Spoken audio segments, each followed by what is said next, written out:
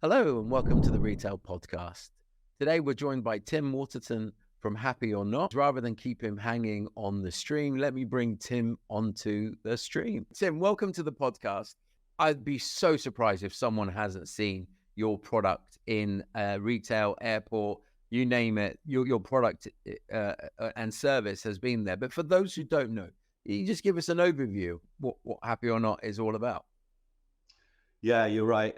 We do tend to get seen typically in airports. London Heathrow is the classic one for me. We're deployed, I think, probably across 130 plus countries now, 4,000 brands. A few of the retail brands, I guess, that would pop out would be Lidl, Spar, Inditex, Zara. So lots of varieties of retail. But essentially, people will have seen Smiley terminals, and they'll understand how that kind of works. But the real principle behind what we do is very light, in the moment, frictionless capture of feedback at scale. And probably shouldn't be confused, if you like, by the simplicity of the interface. I mean, the Smileys are very engaging, they're culturally agnostic, they're language agnostic. That's kind of why they work that way. But there are follow-up questions behind that on different ranges of our devices. And we're able to get that data back to the core in real time, slice it and dice it, match it with other stuff, and come up with a whole bunch of insights. So the subtlety and the magic really happens behind the scenes rather than a point of capture. Yeah. But obviously there's really quite a lot to making sure that we stand out as a brand and pop out, if you like, from the background and generate the volumes of feedback that give us the data to chew on. So, I mean, look, let's just unpack that, because I think there's there's a lot of competition out there in this space, and people take a different approach to feedback. So if I'm one of your, I mean, obviously the use cases will vary whether you're a grocer and where you put the terminals and what you're hoping to get. But what do you find? What's the number one reason customers come to you and choose yourselves? What's their thinking? And just to add to that, what did they not think that sort of surprised them once you they got to know you a little bit better, or they started deploying because everyone has the perception of, I'm going to get immediate feedback, for example, at point of sale, if someone had a good experience through their path to purchase, right? I assume that's top of mind for a lot of folks. Yeah. But what are the things that they don't expect that they get from you? That's a very good question. I think that there's so many examples of deployment, even within retail, because retail in itself is so multifaceted, right? So whether, it's high value electronics, or whether it's kind of very fast flow convenience store, fundamentally different businesses for sure. So one thing is the real-time nature. So real-time nature, and I've talked about Heathrow, in many situations in convenience stores, in movie theaters, etc. Some of our devices are actually popped into the washroom, right? Because nobody likes a bad washroom. That's a fact of life. A lot of our competitors employed in washrooms. Immediate real-time feedback allows people to get in there and deal with any situations they effectively need to deal with. Can your terminals be like live, as in if you are you're getting negative sentiment, is it feedback live or is it a collated? Yeah. There is a latency involved, obviously, but we're talking like a couple of minutes rather than talking about days. An hourly chunk or days, right? So it's not real time in the way of kind of low latency trading on Wall Street. Right? We're not at that level, but we're not going to invest at that level. But it's meaningfully real time in the context of an operational team on ground. So things that people are surprised about, they're surprised about when their busy hours are. Right. They're massively surprised at the difference in perception of service from hour to hour. I mean, good examples. I took an example, actually. I think Susan at Spar actually had an interesting experience with us. She, familiar with Spar, right? Obviously a grocer of some significant scale. First example that they found out was, ironically, a broken fridge. Right. So what actually happened was they started to get a cluster of negative feedback as people were leaving the store, having come back to return milk that was off. Oh, wow. And they were able to look at the open feedback and sit there and realize that there was a spike of people complaining about the milk. They went down that aisle, checked the fridges, and found that one of the fridges was broken. And actually, the milk in that refrigeration unit was warm. Got you. So I guess you could find that any bunch of ways, but they got to it quickly. A couple of things. Obviously, you got the fridge fixed. Yeah. But apart from getting the unit fixed, they changed their operational procedures to make sure that they did a walk around and check the fridges on a regular basis. Similarly, I think, again, Susan's examples are always good. The other one was a cluster of negative feedback simply because a member of staff was particularly slow on the checkout. Now, that happened. It was a junior member of staff. So she was able to respond straight away by flipping that person off the checkout, putting a more experienced staff member on the checkout, and then applying some kind of training in the background to get that member of staff up to speed.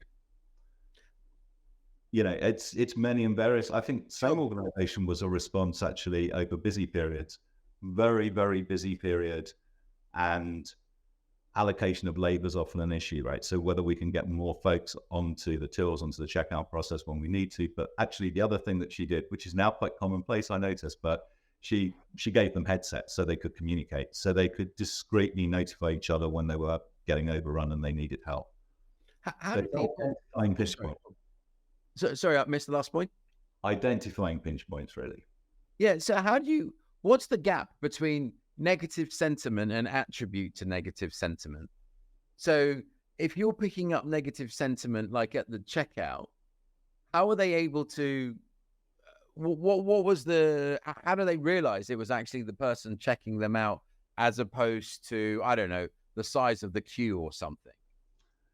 Yeah, sure. So it has a little bit to do with the variety of devices. So we have different devices in different form factors. So from the very lightest of our devices, which is a mini device, which is purely touch buttons and no feedback, it's not a tablet-based device, that can be deployed individually on checkout lanes. So we have an example with a supermarket in New York where they have 27 of their stores rigged out with Happy or Not equipment. And actually, they have a mini device on every single checkout lane. So they can find out if they're getting negative sentiment on, 9 or 8 or 7. They also have those mini devices or all of the specialty food stands. So the fish stand, the cold meat stand, etc. So they understand if they have a problem there. And then interestingly, they complement that by using our tablet device back of house in the breakout areas, supported by QR codes on the walls and on the lockers to get employee experience, because they understand that sync between employee experience and customer experience. And there's a very strong correlation, statistically and not just intuitively. So it's a smart way for them to do that. It's a smart way to give their employees voice. And I think we probably all acknowledge that, if you've got a happy customer, if you've got a happy employee, that's no guarantee that you're going to deliver a really happy customer experience. But if you've got an unhappy employee, it's pretty much certain that it's not going to be a great customer experience. How does that, so when you look at experience and its relationship to conversion, upsell, and the financial side of things, again, what does that look like? Is there proven data to say X amount of happy customers led to higher conversion or repeat purchases? Yeah, coming from a CRA position and a sales background, I wish there was an absolutely simple formula to translate those two, because it would just make it so much easier to explain to people. Fair enough. No, I genuinely can put some numbers behind it for you. So one of our customers, actually a large convenience store chain in the US. Yeah. They're actually HQ'd in California. They've got 500 locations, I think, serving across Washington, Oregon, Nevada, I think Colorado as well. They have been running a project with us for a period of time, a multi-phase rollout project across their fleet, across the brand. And like most customers, they want to know what the impact is. What are you going to do to top line? What are you going to do to my bottom line? And they've run a comparison test between a control set of stores of exactly the same mix of configuration, square footage, etc. And what they noticed was that Happy or Not stores experienced between a 3% and 5% increase in sales versus the control group. Oh, wow. So obviously that will be specific to their business. Yeah. It doesn't always, that's why I'd love that to be a formula across the piece, but obviously it isn't. But it is specific to their business. And I would compliment them as they're a company who look at the data and therefore take action on the data. So the data itself is worth nothing.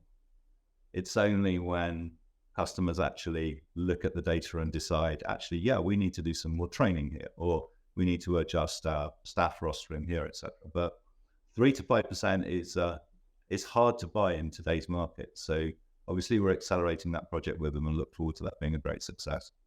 Yeah, I mean, look, everyone's trying to do more with less, right? Budgets are constrained, inflation's coming down, but still high.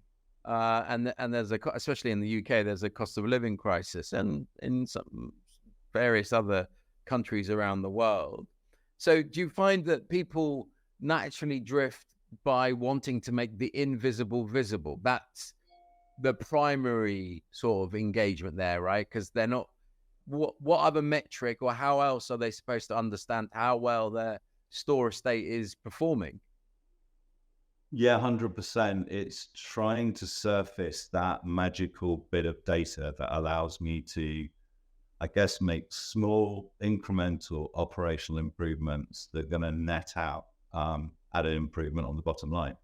So that's definitely what they're after. And you used visible and invisible. You're right, it is invisible. It's crazily invisible. But the kind of feedback you get from this stuff is really like having your customers as your McKinsey giving you advice about what you should do with your business. And they're not all right, for sure. They're not all right. But if you look at that in the round and it's got statistical validity, I would definitely be listening to them all day long. And by the way, the surprise is there's a lot more positive feedback than there is negative feedback. And you asked earlier about what surprises do people get. That's actually probably the biggest one. No, wow. Okay. They're desperately coming to the table looking to how we're going to tune the business and what can we do and what are we doing wrong. Yeah.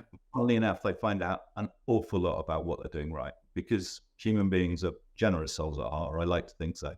Yeah. And they share positive feedback probably more often than they do negative feedback. And our really smart customers bake that in and make sure they feed that back to frontline staff and regional management and store management, and some of them wrap incentive programs around it. I would say the one thing not to do is make it part of a bonus plan, i.e. don't beat somebody with this stick. It's not there to beat anybody with. It's far better to turn around and provide positive reinforcement than any negative. And how do you see, in terms of when you look at the evolution, how old is the company? Company's over 10 years old now. Okay. I mean, still young, right? In the context of things, it's still a young concept. But I mean, just from experience, I know building feedback loops has been that sort of magic nirvana that retail, like the one that you said about the bathrooms and making sure, bathrooms in grocers are, you can walk in there and it's an okay experience. I'm just curious what you see the future, how you see the future then, in terms of what's the type of, with AI, what's the type of world we're moving towards in the feedback space? Yeah, I guess there's a couple of things in there. The first one I would pick out is our devices originally. If you go back to that inception point when Heikki walked into a particular store and repeatedly got bad service and suddenly decided he was going to go and build a company out of it, which I have to take as pretty impressive response, right? But we obviously started from purely button-based feedback without having follow-up questions and having open feedback or collection of contact details or all of that kind of capability. But they're all similar kind of things, right? They built us to the point where we understand what people are thinking, why they're thinking, where and when. So those Mm. four W's are kind of covered. But recently, a good example of AI is our demographics capability.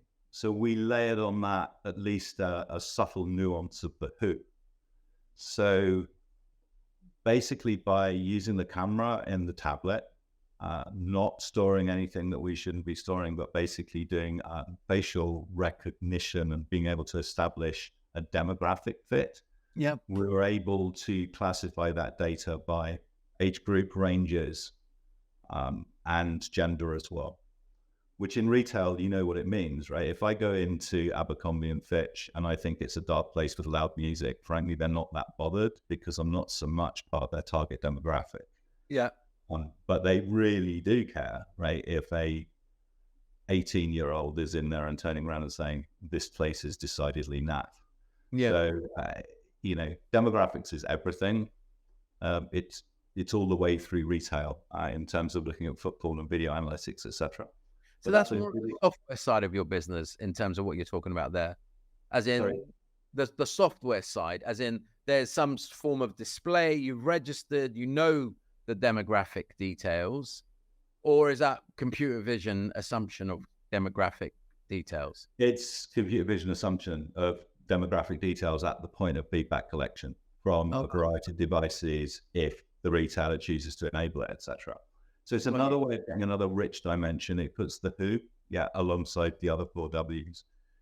And then the way I see it going is I see a whole load of AI generated insight rather than pointing and clicking around the charts and the analysis that's there.